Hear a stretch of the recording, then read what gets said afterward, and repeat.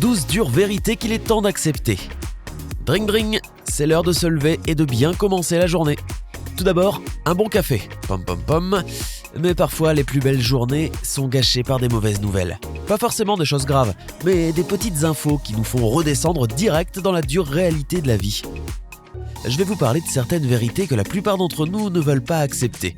Et on commence avec numéro 12. Tu devras étudier toute ta vie. L'école, la fac, c'était assez dur d'y passer. Toutes ces lectures, ce bachotage, ces nuits blanches, ne m'en parle pas. Eh bien, tout cela ne s'arrête pas avec le diplôme et le début du travail.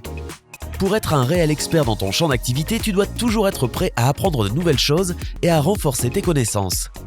Si tu veux avoir une promotion, tu devras peut-être suivre des formations professionnelles.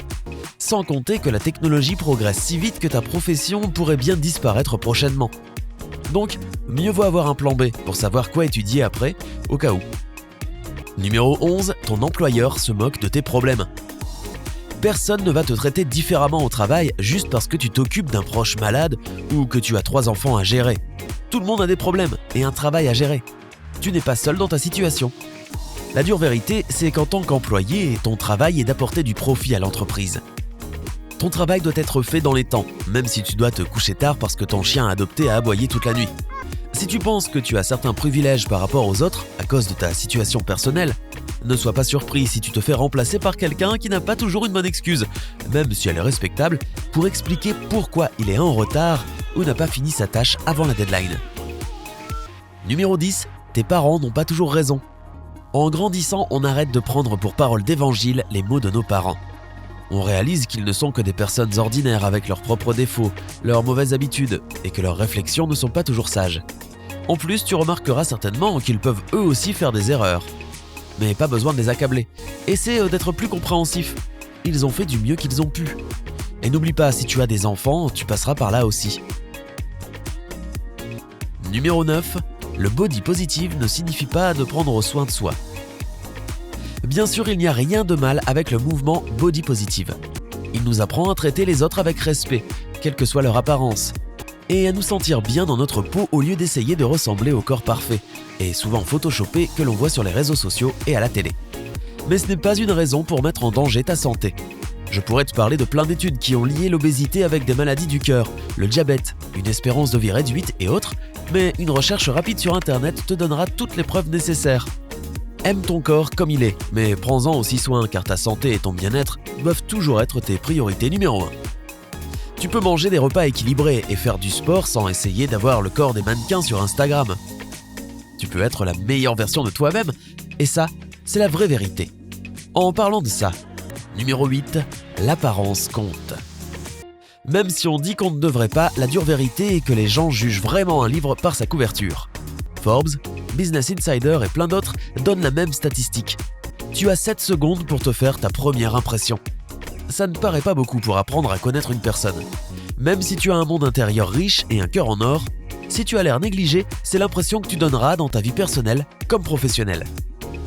Donc pour avoir un bon travail ou un rendez-vous amoureux agréable, tu dois accepter le fait que ton apparence peut t'aider, ou au contraire te désavantager. Si tu as une tenue inappropriée ou des cheveux mal coiffés, la personne ne te rappellera certainement pas. Numéro 7, tes amis arrêteront de t'inviter si tu n'arrêtes pas de les laisser tomber. C'est complètement normal de rater une réunion entre amis si tu préfères passer la soirée chez toi ou si tu es trop fatigué après une semaine stressante. Mais si tu n'arrêtes pas de leur poser des lapins, tes amis penseront que tu n'as pas envie de les voir et ils arrêteront de t'inviter. Si tu n'as pas de temps pour eux, pourquoi est-ce qu'ils devraient s'embêter avec toi ? La bonne nouvelle, c'est que tu peux encore arranger cette situation, même si tes amis ont déjà arrêté de t'inviter. Montre-leur que tu tiens à eux et que tu veux passer du temps avec eux en organisant ton propre événement et en invitant tout le monde. Numéro 6, personne n'appréciera tes sacrifices.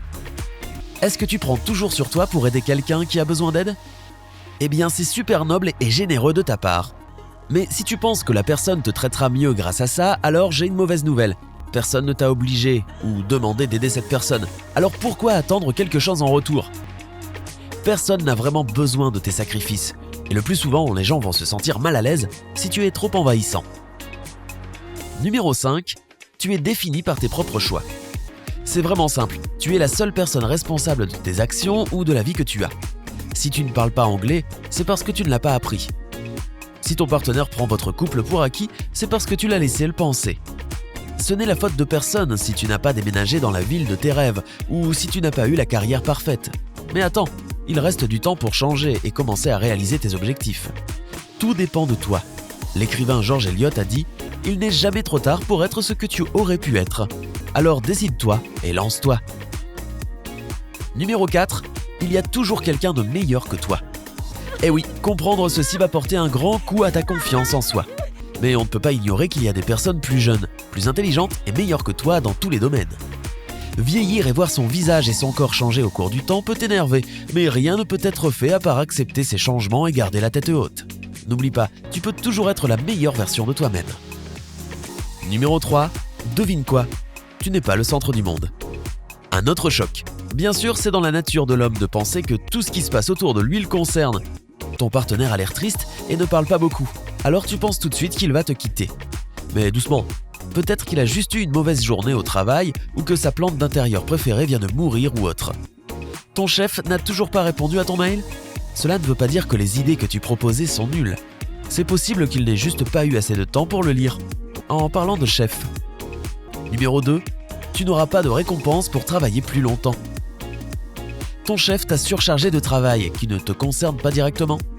La plupart des personnes se diraient « Ce n'est pas mon boulot » ou « Wow, le chef me fait vraiment confiance et aime mon travail ». Désolé de décevoir ceux du deuxième groupe, mais généralement, c'est juste parce que ton chef te voit comme un bourreau de travail. Étant donné que tu n'as jamais dit non aux heures sup, ton chef se dit que tu aimes ces tâches supplémentaires. Mais je suppose que ce n'est pas le cas, alors évite de te mettre dans une telle situation qui ne fait pas de bien à ta santé physique comme mentale, et ne t'attends pas à être acclamé de la même manière que tes profs à l'école. Numéro 1. Une relation n'est pas la clé du bonheur. Attention, je pense que les relations amoureuses sont géniales et épanouissantes si tu trouves la bonne personne. Mais avant de décider si tu es prêt à partager ta vie avec quelqu'un, tu devrais apprendre à être heureux par toi-même. Si tu n'es pas heureux seul, tu ne seras pas heureux en couple. Les relations saines demandent 2 adultes sur 2 qui ne se disent pas que leur partenaire sera tout le temps là pour les faire aller mieux. En plus, la vie ne s'arrête pas à la moitié de quelqu'un. C'est normal si tu préfères te concentrer sur ta carrière, prendre soin de toi, voyager ou profiter de tes amis. Quelles autres dures vérités as-tu comprises dans ta vie ? Dis-nous dans les commentaires. N'oublie pas d'aimer la vidéo, de la partager avec tes amis et de t'abonner pour rester avec Sympa.